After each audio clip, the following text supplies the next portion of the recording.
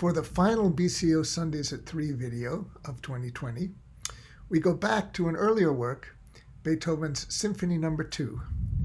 This Jonathan Palevsky mini Informance features a Baltimore Chamber Orchestra performance of the fourth movement of that earlier work.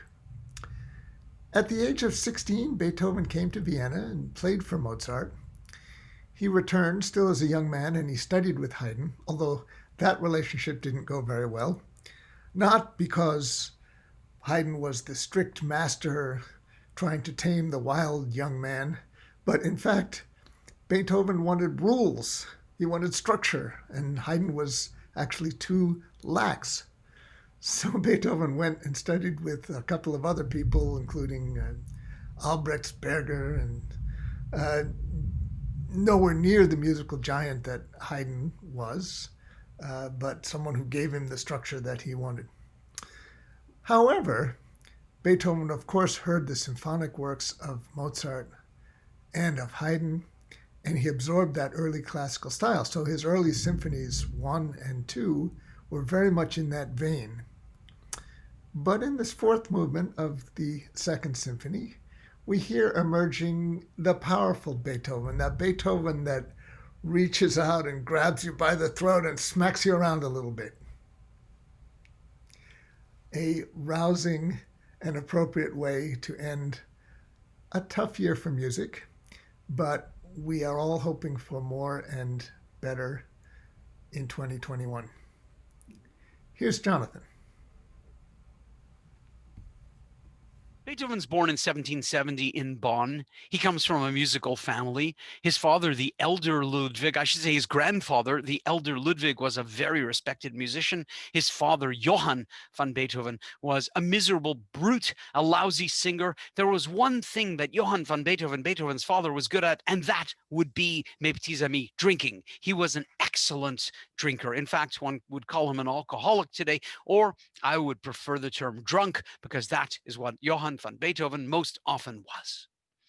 Beethoven's first trip to Vienna comes in 1786. He's 16 years old, and he goes to improve his taste, to become more sophisticated, to go from the big town to the small town, to go from Frederick to Baltimore or Frederick to Washington, and to learn what they're doing in the big city, right? Unfortunately, Beethoven's mother dies. Beethoven is forced to return very quickly to Bonn, and the elector Maximilian says, you returned only with debts. What a useless visit that was, Beethoven. You haven't helped me. You haven't helped yourself. You didn't do anything. Well, in 1792, I guess 6 years later, Beethoven goes to Vienna for his second visit. His mission, crystal clear. You, Beethoven, are going to Vienna, the capital of the Habsburg Empire, to study with the venerable Haydn. Haydn's born in 1732, so he's 60 years old now. You are going to go to study with the venerable Haydn. Your job is to absorb as much Viennese culture as possible, and then you are to return home to Bonn. You are to share your newfound knowledge with me, your employer, the Elector of Cologne, Maximilian. Before Beethoven left, his friend and patron, Count Waldstein, and Beethoven had quite a few patrons in Vienna, in Bonn. Many people thought that he was on his way to greatness, and Waldstein was not an exception. And Count Waldstein's words are amazingly prescient. If you could get someone to predict an election, say, or some great event, Waldstein would be the guy. If he's this good with Beethoven, perhaps he has other gifts. Here are Waldstein's words. You are going to Vienna in fulfillment of your long frustrated wishes. The genius of Mozart is mourning and weeping over the death of her pupil. She has found a refuge, but no occupation with the inexhaustible Haydn. And through him, she wishes to form a union with another. With the help of assiduous labor, you shall receive Mozart's spirit from Haydn's hands. I love the way they call him the inexhaustible Haydn. And Haydn would go until 1809. Unbelievable, the inexhaustible Haydn. But think about those words. You shall receive Mozart's spirit from Haydn's hands. In 1792, Mozart's already been dead for a year. And this was indeed true. This is exactly what happened. From the perspective of Maximilian, Elector of Cologne, Beethoven's visit, even in 1792, was a complete disaster. The relationship with Haydn was less than collegial. Beethoven quickly ran out of money and had to borrow. And finally, the composer never returns to Bonn and remains in Vienna for the rest of his life. Astonishing. Why didn't he return to Bonn, you ask? Well, because things went badly in Bonn politically, and Napoleon ends up conquering that area of what we now call Germany, and there's no more elector and there's no more court. Beethoven's initial successes in Vienna were as pianist slash composer. Just imagine this city full of the greatest keyboard players in Europe. And Beethoven had a unique style, prodigious technique, and great improvisational abilities. Can you imagine what it would have been like to hear Beethoven improvise, to see this short man sit down at the forte piano and do unbelievably impressive things, which he was very capable of doing? What an amazing man he was. And we can only dream about what his improvisations were like. And why were Beethoven's keyboard skills unique? Well, Beethoven's first major job was as an organist. And we wonder, did Beethoven bring this extraordinary organ talent to his gifts as a pianist? And I think he did. The aristocracy loves Beethoven. He's a wild man. He is everything a musician isn't supposed to be, and yet they love him. They invite him to their home. They commission him often. He has lots of publishers. To have this wild, brash, rude, and immensely talented man at your palace was considered a coup. To have him teach your children or your wife, even more so. And in this first decade in Vienna, which we call the period of imitation, or we call early Beethoven, we are blessed with copious chamber music, piano sonatas, 3 fine piano concertos, and 2 excellent symphonies. And we should also mention other works which were hugely popular at the time: Beethoven's Septet, the Opus 20, our second symphony is the Opus 21, and also his song Adelaide, which is gorgeous, which is also hugely popular. So Beethoven has conquered the capital. Why would you ever return to provincial Bonn when you've done so well in Baltimore and Washington? Why would you go back to Frederick or Hagerstown or anywhere west of the Pecos, as they say? However, all was only well on the surface. And beginning in 1796, the composer mentions that he is experiencing some issues with his hearing. 4 years later, in 1800, Beethoven admits in a letter to his friend, the physician Franz Wegeler, that he has gone at least partially deaf. Beethoven says, "That damn jealous demon, my wretched health, has put a nasty spoke in my wheel, and it amounts to this, that for the past 3 years, my hearing has become weaker and weaker. I have ceased to attend any social functions just because I find it impossible to say to people, I am deaf." And then later in the letter, Beethoven says, "And if my enemies, of whom I have a fair number, were to hear about it, what would they say?" There is no way Beethoven could have admitted an infirmity in this sense that he needed so desperately. The Second Symphony is written in 1802, and it's a very unique time because in April of 1802, Beethoven, at the advice of another physician, a Dr. Schmidt, decides to leave the city and go out into the country, into the little town of Heiligenstadt. You can visit Heiligenstadt today. It's a beautiful place. You can visit the lovely museum that is to Beethoven's time there. And Beethoven was there from April of 1802 until October, about 6 months. And during that time, Beethoven did 2 extraordinary things, and they are quite different. He wrote the unbelievably congenial, optimistic Second Symphony, and he also wrote the Heiligenstadt Testament. How on earth is this possible? Hector Berlioz remarked that the symphony is smiling throughout. And that's exactly what it is. Beethoven's Second Symphony is optimistic, it is cheerful, it is lovely. Well, Beethoven's Heiligenstadt Testament is absolutely nothing like that. Just a few words on it. Most times when we talk about the Heiligenstadt Testament, we talk about it with reference to Beethoven's Eroica Symphony, not to the Second Symphony, because the Heiligenstadt is a letter that's addressed to Beethoven's 2 brothers. And it's funny, he addresses it to my brothers Karl and blank Beethoven.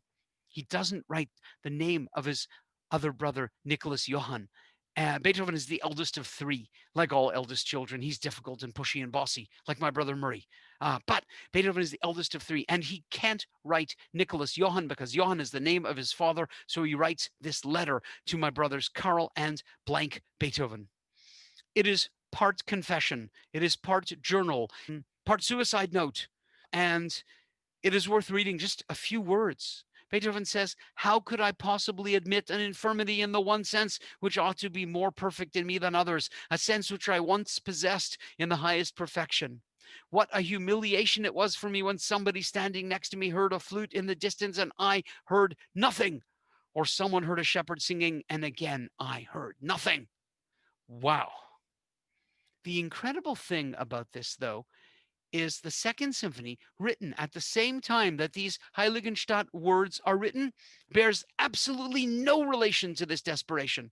None whatsoever. It is a sunny work. It is a delightful work. It is not a forward-looking work. It is a consolidation of the period of imitation. And maybe it's the last work of Beethoven's period of imitation, because after this begins Beethoven's middle or heroic period and the Eroica Symphony, and everything is completely different.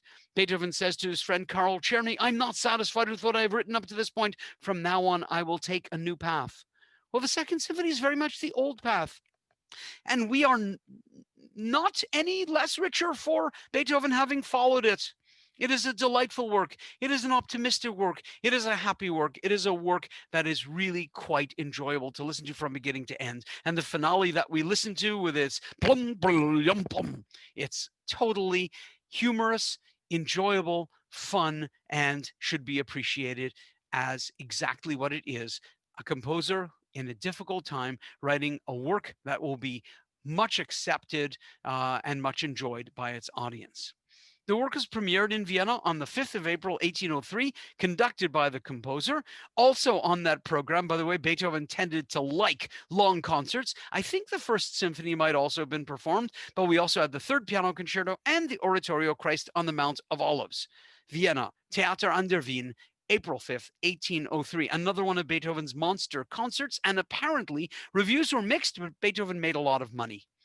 If you can believe it, and you're going to hear the music momentarily, the Viennese critic for the Zeitung für die elegante Welt, the newspaper for the elegant world, he wrote that the symphony was a hideously writhing wounded dragon that refuses to die, but writhing in its last agonies, and in the fourth movement, bleeding to death. I don't know where this critic came up with that. I don't know how it is possible to listen to this music and do anything but enjoy it. I invite you to enjoy the most excellent Baltimore Chamber Orchestra under their direction of their most excellent music director, Markand Thakar, as they perform the final movement of Beethoven's Second Symphony. I thank you very much for listening to me. It's been a pleasure talking about Beethoven with you as always. Stay sane, stay safe, and adieu, mes petits amis.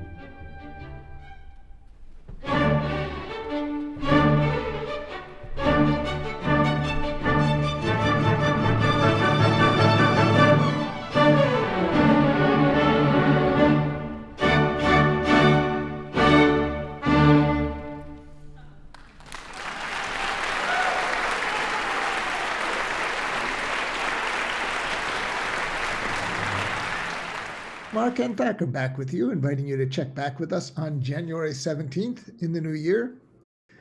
In the coming BCO season, starting September 2021, each of our 5 concerts will feature one of the 5 Beethoven piano concertos, and each of these with an internationally renowned soloist. So, starting this January, we present 10 BCO Sundays at 3 videos, one about each of these 5 masterworks, and one about each of our 5 stellar soloists. Have a very happy holiday and stay safe.